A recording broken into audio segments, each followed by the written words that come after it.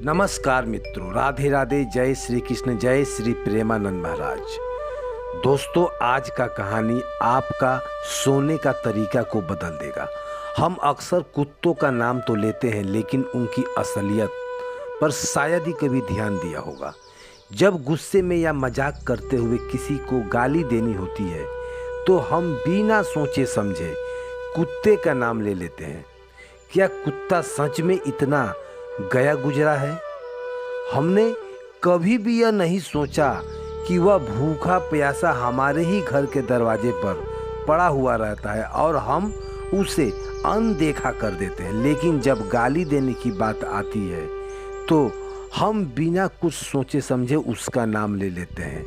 इसलिए आपसे निवेदन है कि बस कुछ मिनट निकालकर इस कहानी को सुन लीजिए। शायद यह आपको सोचने पर मजबूर कर दे और आपकी सोच में एक सकारात्मक बदलाव आ जाए। नमस्कार दोस्तों, स्वागत है आप सभी का एक नई ज्ञानवर्धक जानकारी में। एक नगर में रामू नाम का एक व्यक्ति रहता था। एक दिन वह रामू एक महात्मा से मिलने के लिए उनके आश्रम पहुंचा। वहां उसने देखा कि महात्मा कुछ लोगों को उपदेश दे रहे हैं। रामू ने महात्मा को प्रणाम किया और बोला, गुरुदेव, मेरे मन में एक सवाल है। महात्मा मुस्कुराए और बोले, बेटा, निसंकोच कहो, जो भी सवाल है खुलकर पूछो। रामू ने कहा, गुरुदेव, मैं जानना चाहता हूं कि कुत्ते को रोटी खिलाने से कौन कौन से लाभ होते हैं। महात्मा ने मुस्कुराते हुए कहा, अगर लोग कुत्ते को रोटी खिलाने का फायदा जान ले तो उनका जीवन सुखमय हो जाएगा। कुत्ते के रोटी खिलाने से 8 सबसे बड़े फायदे होते हैं। जो इन फायदों को समझ लेता है उसे कभी भी दुखों का सामना नहीं करना पड़ता। महात्मा ने आगे कहा, बेटा, एक कहानी सुनो। एक समय की बात है, एक भूखा प्यासा कुत्ता गांव के हर दरवाजे पर जाता था, लेकिन कोई उसे रोटी का टुकड़ा तक नहीं देता था। वह लाचार होकर इधर उधर भटकता रहता। एक दिन वह गांव के बाहर एक आश्रम के बाहर पहुंचा। उसने वहां प्रार्थना की, हे मुनिवर, मैं बहुत भूखा हूं, कृपया मुझे रोटी का एक टुकड़ा दे दीजिए। दासी ने पूछा, क्या तुम्हें गांव में किसी ने रोटी नहीं दी? कुत्ता बोला, मुनिवर, मैं क्या कहूँ, मेरी बात तो कोई समझता ही नहीं। प्रश्न सहानुभूति से कहा, तुम्हारी पीड़ा में समझ सकता हूँ, बताओ क्या हुआ? कुत्ते ने कहा, हमारे पास ना तो रहने का घर है, ना कमाने का कोई साधन। हमें कूड़े कक्कड़ पर पड़े हुए खाना का ही आस होता है, सर्दी हो या गर्मी, बरसात हो या कोई भी दिन। लेकिन मुनिवर, हम भी इंसानों की तरह भूख से तड़पते हैं, दर्द से कराहते हैं और दुख में ही रोते हैं। ईश्वर ने हमें वैसे ही बहुत कष्ट दिए हैं, फिर भी लोग हमें परेशान करते रहते हैं। आपकी तरह मनुष्य नहीं, हम पराधीन जीव हैं। जब हमारा जन्म हुआ तो उस समय हमारी आंखें और कान दोनों ही बंद थे। हम यह नहीं कह सकते कि हमारे जन्म पर भी वैसा ही जश्न मना होगा जैसे कि आप लोगों का जन्म में बनता है। नाच गाना बाजते हुए खुशी सहनाई, और क्या हमारे जन्म पर भी किसी ने खुशी जताई होगी? अजीब है ये दुनिया। मुझे लगा कि मैं किसी बड़े घर में जन्म लिया हूँ, क्योंकि जिस जगह हमारा जन्म हुआ था वह नरम और सुरक्षित लगी। लेकिन जब हमारी आंखें खुली तो मैंने देखा कि हमारी माँ जिस जगह हमें जन्म दिया है वह एक चादर का टुकड़ा था और पुराने कपड़े के ढेर पर लेटी हुई थी। हम 5 भाई थे, बाकी 4 भाई लाल और एक भूरे भाई जो मैं एक अकेला काला था। सबसे छोटा और कमज़ोर भी था। हमारी माँ हमसे बहुत प्यार करती थी, क्योंकि उसे भी अपने भोजन का इंतजाम करना पड़ता था। अगर वह खुद भूखा ही रह जाती तो हमें दूध कैसे पिलाती? एक माँ होने के नाते वह हम 5 का ख्याल रखती थी। वह बेचारी दिन भर भोजन की तलाश में इधर उधर भटकती रहती थी। कभी मिल जाता तो कभी नहीं। रात में वह जागकर गांव की रखवाली करती थी। कोई अनजान व्यक्ति गांव में घुसने का हिम्मत भी नहीं करता था। यहाँ तक कि दूसरे गांव के कुत्ते भी डर के मारे हमारे गांव में नहीं आते थे। अगर किसी किसान के खेत में जानवर घुसकर फसल नष्ट करने की कोशिश करते तो वह उन्हें दौड़ाकर भगा देती थी। इतना सब करने के बाद भी गांव के लोग हमारी माँ को भोजन तक नहीं देते थे।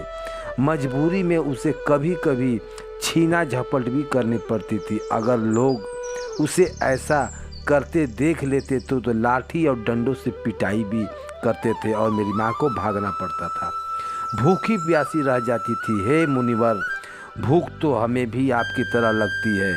ऊपर से हमारी माँ को हमारी भी चिंता रहती है। वह हमारी देखभाल के लिए हमेशा परेशान रहती है। गांव वाले को देखकर भी उनका दिल नहीं पिघलता। मजबूरी में वह चोरी से घरों में घुस जाती थी और अगर कुछ खाने को मिल भी जाता तो वहीं खाकर अपनी भूख मिटाती थी। लेकिन कई बार लोग उसे ऐसा करते देख लेते थे, लाठी और डंडे से उसकी पिटाई भी करते थे। कुछ निर्दय लोग उसे घर में बंद कर कर भी मारते थे। हमारी माँ का बुरा हाल कर देते थे। है मुनिवर, हमारी माँ ने किसी का क्या बिगाड़ा था? उसने सिर्फ भूख मिटाने के लिए भोजन चुराया था। चोरी करने का उसे कोई शौक नहीं था, पर पापी पेट यह सब करने पर मजबूर कर देता था। एक दिन की बात है, बहुत ज़ोरदार बारिश हो रही थी, ओले भी गिर रहे थे और ठंडी हवा भी चल रही थी। उस कड़ाके की ठंड में तितूर कर हम 3 भाई जो थे वो मर गए और चौथा भाई जो था सिसक सिसक के बैठा रहा। मनुष्य ने हमारी पीड़ा को नहीं समझी, क्योंकि उसके बच्चे भी थोड़े मरे हुए थे। लेकिन कुत्ता कहता था कि है मुनिवर, अब हम सिर्फ 2 भाई रह गए थे। हमारी माँ हम दोनों की अच्छे से देखभाल करने लगी। एक दिन उसी गांव में एक सेठ के घर दावत थी। वहाँ कई तरह का मिठाइयाँ और पकवान बन रही थी। सेठ जी के घर बहुत से मेहमान भी आए हुए थे। हमारी माँ खाना के तलाश में वहाँ बार बार जाती थी, लेकिन लोग उसे धुतकार कर भगा देते थे। है मुनिवर, किसी को उस पर दया भी नहीं आती थी। उसे एक रोटी दे दें, एक रोटी देने से उनका भला क्या बिगड़ जाता मुनिवर। मेरी माँ बार बार सेठ जी के आंगन के सामने जाती और लोग धुतकार कर भगा देते थे। जब दावत शुरू हुई तो भोजन परोसा जाने लगा तो वह भी वहीं जाकर पूंछ हिलाने लगी। तभी भोजन पर उसने अगला आदमी के जो किसी का भीतर खड़ा था, वहीं माँ दबे पांव चोरी छुपके से एक रोटी लेने के लिए आगे बढ़ी कि लेकिन तभी दूसरे आदमी ने उसे देख लिया और चारों ओर शोर मचाने लगा, चिल्लाने लगा, उसकी तरफ देखने लगा। मेरी माँ वहाँ से घबरा गई और भागने की कोशिश की, लेकिन उसे वहाँ से निकलना कोई रास्ता नहीं मिल सका, क्योंकि सामने से लोग लाठी लेकर खड़े थे। घबरा कर मेरी माँ दावत के भोजन को लांघ कर और वहाँ से भागने में कामयाब हो गई। मुनिवर, मेरी माँ इतनी परेशान थी, इतनी परेशान नहीं थी कि जितना वहाँ के लोग दावत में बैठकर खाना खा रहे थे। वह सब उठकर खड़े हो गए और कहने लगे, है कुतिया ने सारा भोजन को लांघ दिया है राजा। वह आप चर्चा करने लगे आपस में, क्योंकि खाना खराब हो गया था। सेठ जी तो फूट फूट कर रोने लगे। लोग कहने लगे, भाई कुटिया में जो लोग थे सभी कोई कहने लगे भोजन खराब हो गया, उस खाने में कुतिया ने मुंह डाल दिया। बस इतनी सी बात पर कुछ लोग बोले, शहरों में लोग कुत्ते को घर में पालते हैं, उन्हें घर में सुलाते हैं और खाना भी खिलाते हैं, इसमें कोई बुरी बात नहीं है। लेकिन उनमें से कुछ लोग बड़े घर के भी थे और उनकी बातों का किसी ने भी ध्यान नहीं दिया और वे कहने लगे कि भोजन तो भ्रष्ट हो ही गया है, यह तो खाने के लायक भी नहीं है। अधिकतर लोग की बात मानी गई और वह सारा भोजन गरीबों में बांट दिया गया। उसे एक दिन मेरी माँ को बहुत ही भर पेट खाना खाने को मिला और उसे बहुत सुकून मिला। जीवन में कभी भी ऐसा खाना उसने नहीं खाया था। यही सुख उसने बहुत ही अच्छा से महसूस किया और भोजन करने के बाद वह वहीं आराम करने लगी। लेकिन सेठ डंडा लेकर वहां पहुंचा और उसे बुरी तरह से पीटने लगा। भागने का मौका नहीं मिला, इसलिए डंडों की चोट से वह दर्द से चिल्लाने लगी। माँ की चीख सुनकर पत्थर भी पिघल जाता है, लेकिन उस निर्दयी सेठ को जरा भी रहम नहीं आया। मुनिवर, वह लगातार पीटता रहा। मेरी माँ पीटती रही और दर्द से कराती रही। गांव में उसकी आवाज़ गूंज उठी। कुछ लोग वहां आए और सेठ को बोलने लगे, हे सेठ, जाने दो, भूख से तो आदमी भी बुद्धि भ्रष्ट हो जाता है, लेकिन यह तो एक निर्बोलता जानवर है, इसे अच्छे बुरे का क्या पता। अब इसे मारकर आपको क्या मिलेगा। लोगों को समझाने पर सेठ ने उसे पीटना बंद किया। बड़ी मुश्किल से माँ हमारे पास लौटी और उसने आकर हमें सारी कहानी सुनाई। हम दोनों भाइयों ने सोचा कि कुत्तों का जीवन कितना कष्ट भरा है। आदमी एक रोटी के टुकड़े के लिए हमें चारों तरफ से घेर लेता है और कितने निर्दयी से वह पीटता है। हमारी पीड़ा नहीं समझते, फिर भी वह कुत्ता कहलाता है। हे मुनिवर, एक दिन की बात है, उसी गांव के बाहर एक ब्राह्मण ठहरा हुआ था। उसने अपने भोजन के लिए एक जगह चूल्हा जलाया और उस पर दाल चढ़ाया। उसके बाद उसने आटा गूँथ कर रख दिया और कुएं पर पानी भरने के लिए चला गया। इतने में मेरी माँ वहाँ घूमते हुए गई और वहाँ पहुँच गई। उसने आटा देखा और सोचा कि शायद इसका कोई मालिक नहीं है। यही सोचकर वह आटा खाने लगी।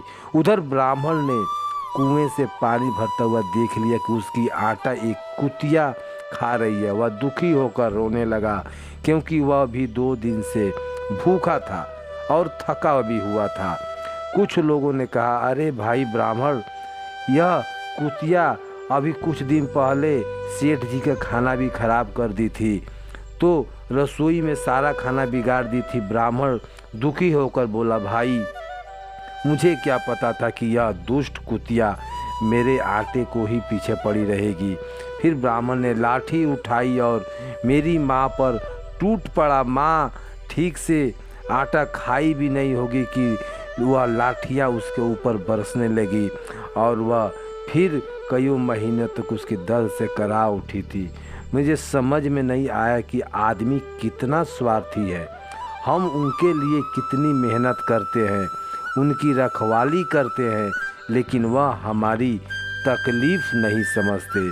आगे वह कुत्ता कहता है कि हे मुनिवर, हमारी सबसे बड़ी गलती यही है कि हम उन्हें मतलबी इंसान के अधीन रहना चाहते हैं, जो हमें दुख देते हैं, जबकि हमें प्यार और सहानुभूति से देखने वाले को भी लोग होते हैं, लेकिन हम उनके कितने काम में आते हैं यह हम कभी भी जान पाते। भक्तों, कुत्ता न केवल हमारे घर की रक्षा करता है, बल्कि वह हमारे जीवन में कई अन्य सकारात्मक प्रभाव भी डालता है, जिसके बारे में बहुत कम लोग जानते हैं। महात्मा ने कहा कि यदि मनुष्य कुत्ते को रोटी खिलाने का महत्व को समझ ले तो वह जीवन में कई संकटों को बचा सकता है। आज मैं आपको बताऊंगा कुत्ते को रोटी खिलाकर 8 ऐसे लाभ जिन्हें जानकर आप हैरान रह जाओगे, दंग रह जाओगे। जब घर में रोटियां बनाती है तो पुरानी परंपरा के अनुसार पहला रोटी गाय के लिए और आखिरी रोटी कुत्ते के लिए रखी जाती है। लेकिन महात्मा का कहना था कि यह नियम भगवान ने बनाए थे, लेकिन आजकल लोग इन नियमों को भूल चुके हैं और इसका नकारात्मक असर उनके जीवन पर पड़ता है। पहला फायदा, कुत्ते को रोटी खिलाने से घर में ग्रह दोष का कमी हो जाता है। महात्मा के अनुसार यदि शनि की महादशा चल रही हो तो कुत्ते को रोटी खिलाने से शनि का प्रभाव कम हो सकता है और व्यक्ति की मुश्किलें आसान हो सकती है। दूसरा फायदा, कुत्ते को रोटी खिलाने से आपकी किस्मत चमक सकती है और घर में नकारात्मक ऊर्जा का नाश हो सकता है। तीसरा फायदा, यह एक ऐसा कदम है जो माता लक्ष्मी की कृपा को आकर्षित करता है और घर में कभी धन की कमी नहीं होने देता। चौथा फायदा, कुत्तों को रोटी खिलाने से कर्ज में मुक्ति मिलती है और यदि पहले से आप कर्ज लिए हुए हैं तो उससे छुटकारा पाने में भी मदद मिलता है। पांचवा फायदा जानकर आप हैरान रह जाओगे। जब आप कुत्ते को नियमित रूप से भोजन देते हैं तो यह आपके व्यापार में प्रगति लाता है और फायदा भी होता है। कुत्ते को रोटी खिलाने से आपकी आयु में वृद्धि होती है और अटका हुआ धन वापस मिलता है। सातवां फायदा, कुत्ते को रोटी देने से आपके स्वास्थ्य में सुधार होता है, मानसिक स्थिति भी मजबूत होती है और आप हमेशा ऊर्जावान महसूस करेंगे। आठवां फायदा, भगवान को सभी जीवों को चिंता रहती है, इसलिए जब आप कुत्ते को रोटी खिलाते हैं तो भगवान प्रसन्न होते हैं और उनके आशीर्वाद से आपका परिवार सुखित रहता है। महात्मा ने यह भी बताया कि जब कुत्ता रोता है तो इसे एक अपशकुन माना जाता है, इसलिए यह भी संकट या अनहोनी का संकेत होता है, इसलिए कुत्ते को कभी भी दुखित नहीं करना चाहिए। तो दोस्तों, आपको यह जानकारी कैसी लगी? कृपया कमेंट सेक्शन में अपना विचार ज़रूर बताएं। यदि यह जानकारी पसंद आई तो हमारे चैनल को सब्सक्राइब करना ना भूलें और कमेंट में जय माँ लक्ष्मी, आपका हमारे घर में स्वागत है ज़रूर लिखें। तो दोस्तों, आज के लिए बस इतना ही। धन्यवाद।